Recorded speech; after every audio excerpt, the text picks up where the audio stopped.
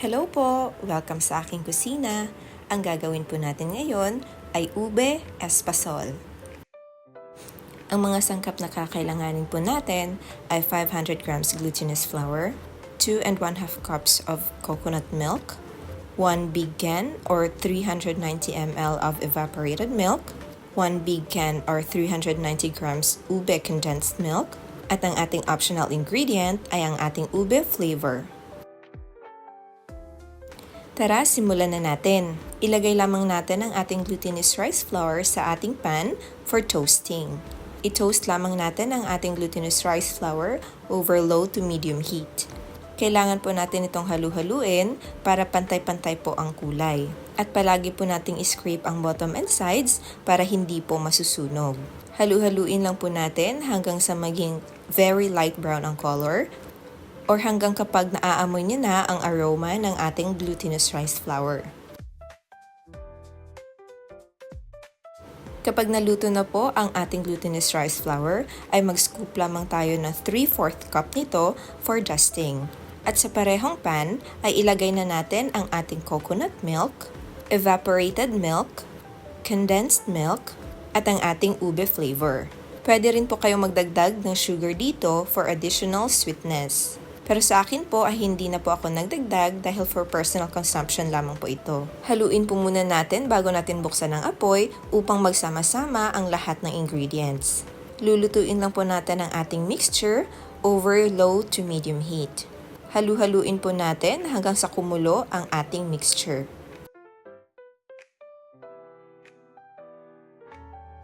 Kapag ganitong kumukulo na po ang ating mixture, ay ilagay na po natin ang ating glutinous rice flour. Mas mabuti pong magluluto tayo sa mas malaking pan para hindi po tayo mahirapan sa paghahalo kagaya ng aking nai-experience dito. Kung makikita nyo sa video ito, yan, struggle to the highest level. Pero patuloy lang po sa paghahalo at wag na wag pong titigilan para hindi po masunog ang ilalim nito. Habang tumatagal ay nagbubuo-buo na po ang ating espasol mixture at malalaman po natin na luto na ito kapag tayo po ay nakagawa na ng isang buo at smooth na mixture.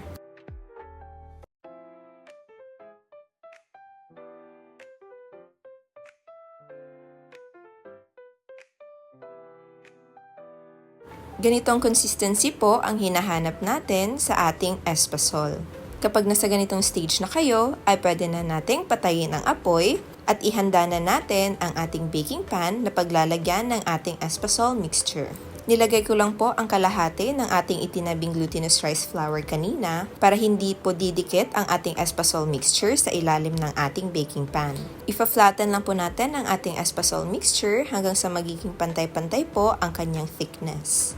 Isa po ito sa mga struggle sa paggagawa ng espasol. Yung una ay ang paghahalo kanina na kailangan mo talaga ng malaking braso at may ngalay effect pagkatapos. Ngayon naman po ay pagpa-flatten ng ating espasol mixture.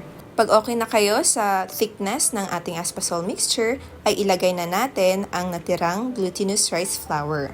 Iset aside lang po muna hanggang sa lumamig ang ating espasol bago natin hihiwain. Naitabi ko na po yan ng mga around 30 minutes. At hiniwa ko na rin kaagad, kagaya ng mga usual size ng espasol.